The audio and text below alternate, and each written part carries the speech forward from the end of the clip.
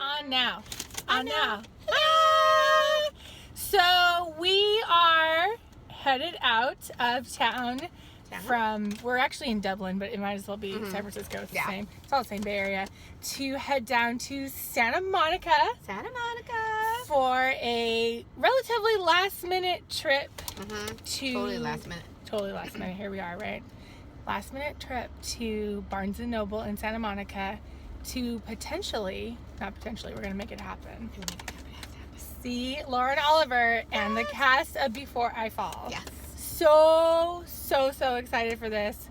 Nancy introduced me to this book, like one of the first books that she ever introduced me to, and I was like, okay, I've got to read this. And I loved it. And if you haven't seen, Nancy has a little reaction trailer for her. It was my first contemporary read, so it always stuck with me, and I just can't wait. Can't wait to see her again in the cast, and there might be a possibility that we could see the movie. We're hoping we're going to see the screening. Yeah. So, anyways, we are on our way. Woo! We're going to go have some fun, party, YA style. The glasses and pink braces period. And does anybody want to relive the first day of middle school? Add in all of the boring family vacations, pointless algebra classes, period cramps, and bad kisses I barely lived through the first time around. Here we are on the road together, racing time, you and I, trying to climb. 3 o'clock. Too early. Too early o'clock. And we are on our way to get in line to wait for a wristband so that we could hopefully go to the screening tonight, depending on what time it is. Better as hell get those wristbands. I know. We got up at fucking early o'clock. I have to edit myself out of this. We got up at early dawn. You should go beep. And we have to get at early dawn to go, and we don't get tickets. We're gonna be not very happy people. The snakes and ladders can block the shine and blind your eyes. 'Cause it's easy to feel weighed down, and it's easy to blame ourselves when the sky is filled up with clouds raining down. Yeah, 'cause it's you and me against the This book means a lot to me. The movie is extraordinary, and I hope all of you will agree. And it also means a lot to me. And I'm sitting here with this incredible cast, and the director is really not what I imagined when I was living in a closet in Brooklyn, right? With a towel pasted for a curtain to my single window. So thank you for helping me live the dream. But Before I Fall takes place on Cupid Day, which is a holiday that is actually modeled off of a real holiday that occurred in my high school, whereby people send ballograms, roses with notes attached, to other people in school, because I think the administration had determined that every kid walking around with an exact physical representation of how many friends they had would be great for adolescent self-esteem. But the question is, and we can go just down the line, if you could send, it's Cupid Day today, February 12th, and if you could send a rose to one person today on a ballogram, who would it be and why? Mine's Ken McFuller. Just kidding. Okay, so he's doing something when we're too loud. He's doing others. I'd probably give one to my 11-year-old little sister, Leela. Yeah, she's actually making Valentine's Day grams for school right now. That's so cute. I love it. Halston, down the line. Yeah, you took mine. I was going to give mine to my little sister, but actually my brother's here. Yeah. Yeah, he's like, so I would give it to my brother. You're the second choice, though. Okay, I would give it to my 4-month-old son. Since he's new to the world. I would give my Valgram and split it in half, and I'd give half to you and half to you. I'd also split mine in half and give it to my 2 nieces, Margaret and Isla. I'm obsessed with my nieces. Oh, that's so sweet. Are they twins? No, they're not. One's 4 and one's 1, so not twins. The 1-year-old would just eat it, so. Yeah. What about you? I'd split mine into like a bunch. I'd give one to my mom, my sisters, my dog. You would definitely eat it. Yeah, my dog would tear it apart. She doesn't get the part. Yeah.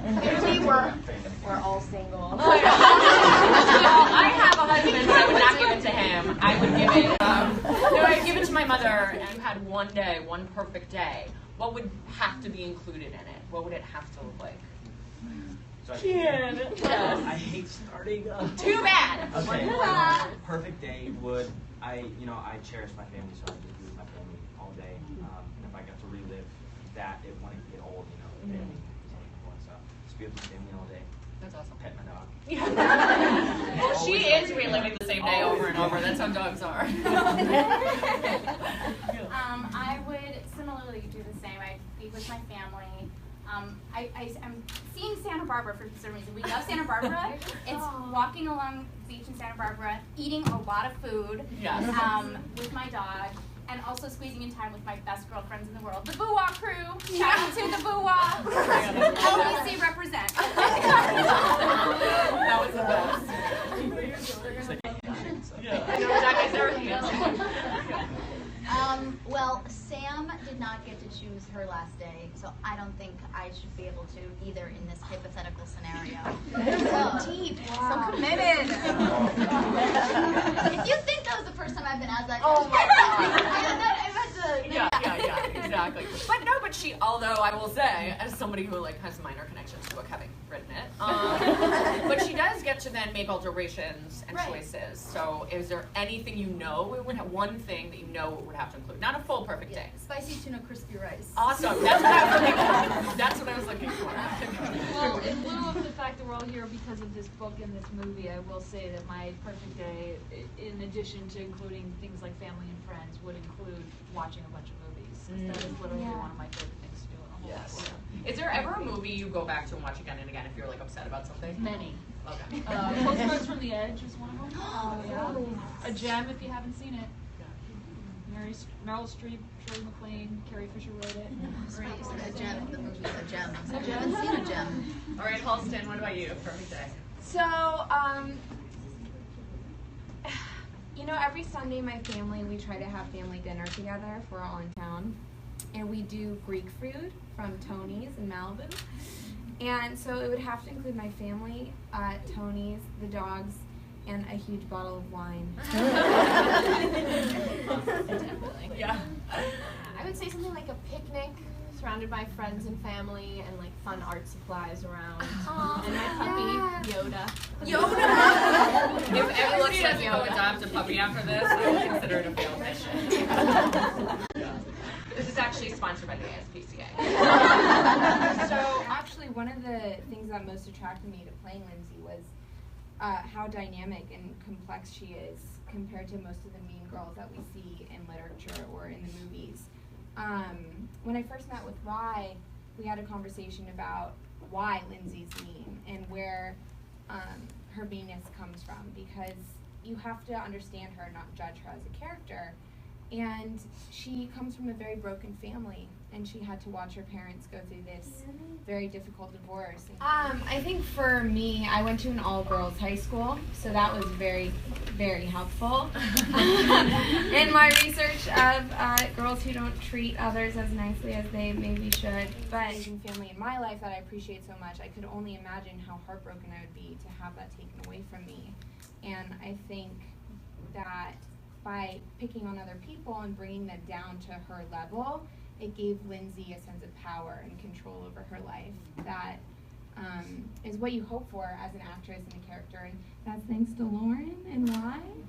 And Maria Magenti, who did the screenplay too. Yeah, thank you. That's great. Wonderful answer. Next to you, so you can medallion. Another. Oh, you have one. Oh yeah. Another typical feature I find of most teen books and movies, and even actually, honestly, about most movies that feature female characters later on, is that they're at their heart a romance. This is not at its heart a romance. The romance is not actually one of the central A, B, and C stories. I think Zoe pointed that out to me. That it's a D story. But what you have at the heart, there's almost a romance between these four female friends, the four female girlfriends. And so I wanted to ask you, first of all, whether that was kind of true to your experience growing up, about the importance of female girlfriends, and also whether that was a reason that, attracted you to play taking the part.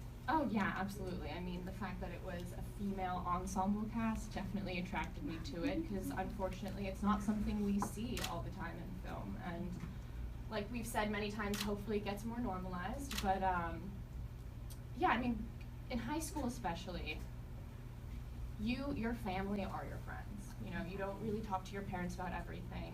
They don't see what's happening in school. So your friends are really the ones who are the closest to you, I think. And I think having like a strong girl group is really important for girls growing up, to have that support. Girls who are bullied or or people in general who don't have a lot of friends growing up, I think it can really affect them in their adult life. And so I think it's really important message to show that friends are so important to young people and that they do influence you a lot. And so it's good to surround yourself with people who sort of make you better, I think. That's great. Different sides and facets of her character throughout the movie.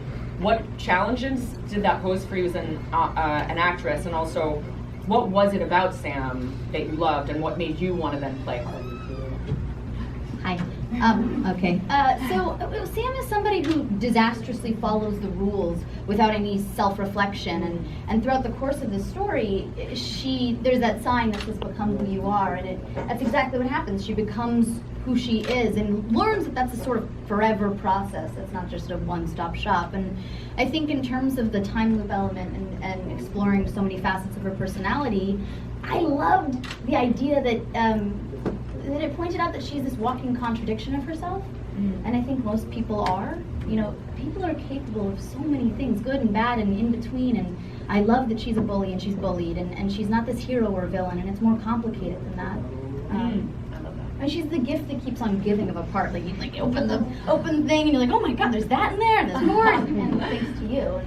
So, well, I think for me, one of the most important elements in terms of my process of delving into the, I wanted to look at this movie rather than it be about death and the fear of what is mortality and make it more, but I wanted to think about this movie and this beautiful story and this beautiful person's life as a celebration of life. And I started from there. I wanted to find the ways to show that this girl, the flaws don't define this girl.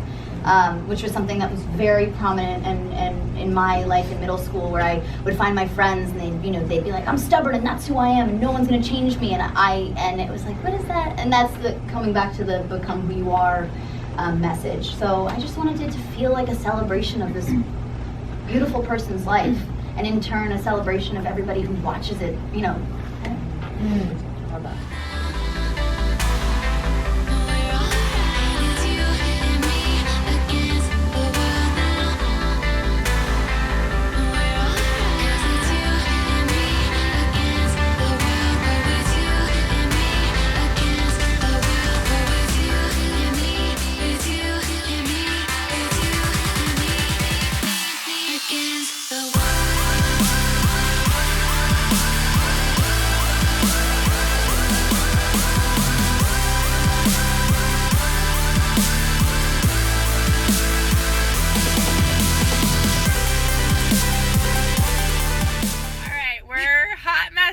After that video, we cried in the last act the entire time. So it was so good. So good. Good. Good. So good. Perfect. They did a good.